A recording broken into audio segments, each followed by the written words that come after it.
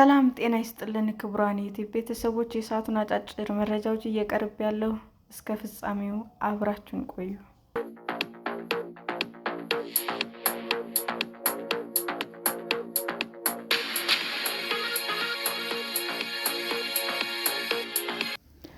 ለሰዎች ባዮኒክ እጅና እግር እየቀጠሉ ኤዲት ማድረግ ዓለምን እንዴት ይለውጣል? ከ4 ዓመት በፊት አርብ ቀን ነበር ሳራ ደላግሬድ ለንደን ከሚገኘው ቢሮዋ ወደ ቤቷ እየተጓዘች ሳለ አደጋ ገጠማት። በባቡርና በሐዲድ መካከል ወደቀች። ባቡሩ ጉዞውን እየጀመረ ስለነበረ ቀኝ እጇ ተጨፈለቀ። እዚያው በወደቀችበት ሌላ ባቡር መጥቶ እግሯ ላይ ወጣ።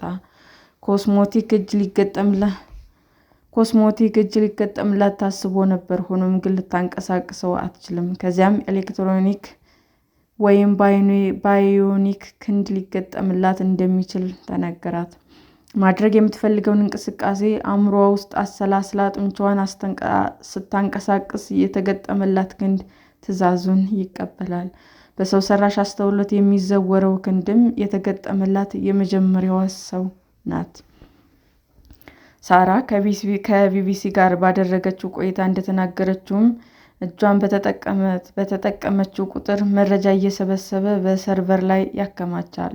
በተንቀሳቀሰ ቁጥር ማሽኑ ይማራል። በዚህም መረጃ መሰረት ቀጣይ እንቅስቃሴ ምን ሊሆን እንደሚችልም ይገምታል። ኤአይ ይሆናል ስትልም ታስረዳለች።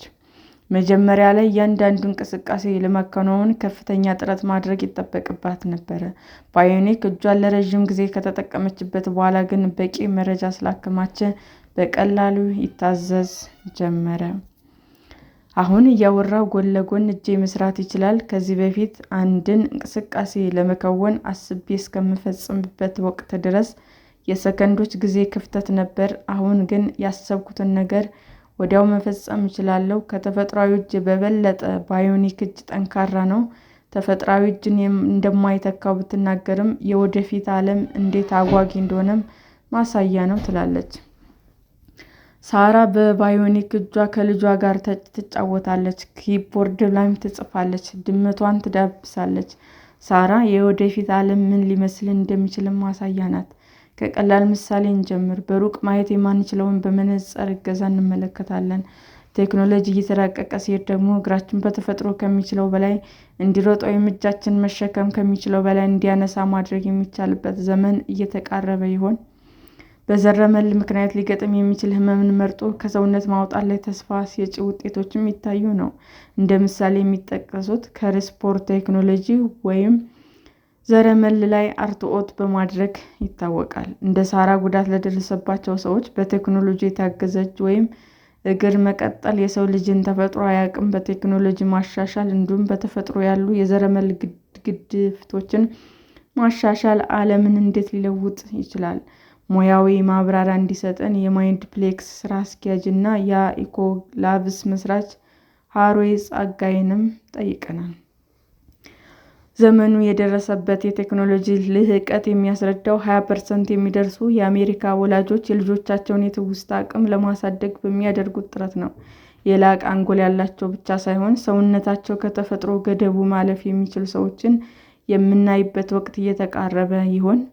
ቀድሞ ባሉት ዓመታት የሳይንሱ ዓለም ትልቅ መነጋገሪያ ሆኖ የነበረው በዘረመል የሚተላለፉ በሽታዎችን ለማከም በህመም የተያዘን ህዋስ ለይቶ በማውጣት በጤናማ መተካት እንደነበረም ባለሙያ ያስታውሳል። በዘር የሚተላለፉ በሽታዎችን ለማቆም ውጤታማ የሆነ ቴክኖሎጂ ነው። በዘር የሚተላለፉ የደም መርጋት በሽታ የሚያመጣውን ዘረመል በማውጣት ማዳን መቻሉ ትልቁ ማሳያ ነው። በሌላ በኩል ደግሞ ቁመት ለመጨመር የሚረዳ ሆርሞን የመጠቀም ሳይንስን ሀሮይ ለንጽጽር ያቀርባል። የሰው ልጅ ተጨንቆና ተጠቦ በራሱ ላይ አንድ ዘለላ ፀጉር ይጨምራል ለሚለው ጥያቄ መልሱ አይጨምርም ነበር። አሁን ግን በሳይንስ መጨመር ተችሏል ይላል ባለሙያው። የዘረመል ልወጣ የተደረገበት አትክልትና ፍራፍሬ አወዛጋቢ ቢሆንም ባለፉት ዓመታት ከመደበኛ አትክልትና ፍራፍሬ በማይተናነስ መጠን መቅረቡንም ቀጥሏል። ሰላጣ ከ3 ቀን እስከ 10 ቀን ባለው ይደርሳል። ሰላጣን ለወራት አባብሎ ተንከባክቦ ማሳደግ ቀረ ማለት ነው። አንድ ዶሮ በ20 ቀን ውስጥ በሬም በ60 ቀን ለእርድ እየደረሱ ነው ይላል። አንዳንድ የቴክኖሎጂ መራቀቅ ውጤቶች ሲታዩ እምብዛም ባይጎረብጡም ቆም ብለን እንድናስብ የሚያስገድዱም አሉ። ዴይሊ እንደ አውሮፓውያን አቆጣጠር በ1996 እስከ 2003 ድረስ የኖረች በግ ናት። በጓን ከሌሎች በጎች የሚለያት በተፈጥሮ የተወለደች አለመሆኗ ነው። ከሌላ በግ በተወሰደ ሕዋስ ነው የተሰራችው። ይህ ሂደትም ብዙ ጥያቄ ያጭራል። ዶሊ ክሎን እንደተደረገችውም በሰዎች አምሳያ ሰው ሊሰራ ይሆን? የተለያየ ቴክኖሎጂ ላይ የሚደረጉ ሙከራዎች ለመገደብ የሚሞክሩ ሀገራት ቢኖሩም ምርምሮች በሌሎች ሀገራት እንደሚቀጥሉ ባለሙያው ያስረዳል። በሚስጥር የቴክኖሎጂ ሙከራዎች ማድረግ የሚቻልባቸው ሀገራት ምን እንደሚሰሩ ለማወቅ ደግሞ ቀላል አይሆንም።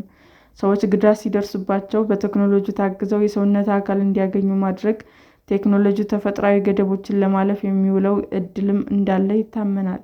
ነገሩ በቀላሉ ለመረዳት በድጋሚ መነጽርን እንደ ምሳሌ እንውሰድ። ከሩቅ ማየት የማይችሉ ሰዎች በመነጽር ታግዘው እይታዎች እያስተካከለ የመነጽር ሚና ከዚህም በላይ ሆኖ እንደ ኮምፒውተር ስክሪን የሆኑ መነጽር ተሰርቶ ገበያ ላይ ውሏል። መነጽር ዓይን ላይ በሚደረግ ኮንታክት ሌንስ እንደተለወጠ ሁላ ዓይን በተፈጥሮ ያለውን ገደብ እንዲያልፍ ኤዲት ይደረግ የሚል ጥያቄ መነሳቱ እንደማይቀር ሩህ ይናገራል። የሰው ልጅ ፍላጎት አያልቅም። ሁሌም አዲስ ፍላጎት ሲኖረው ለእይታ የተሰራው መነጽር አገልግሎት እያደረገ ይሄዳል ማለት ነው ሲልም ያስረዳል። ባለሀብቶች ገንዘባቸውን በብዛት ከሚያፈሱበት ዘርፍ አንዱ ሰው ሰራሽ አስተውሎት የሆነው ያለ ምክንያት አይደለም።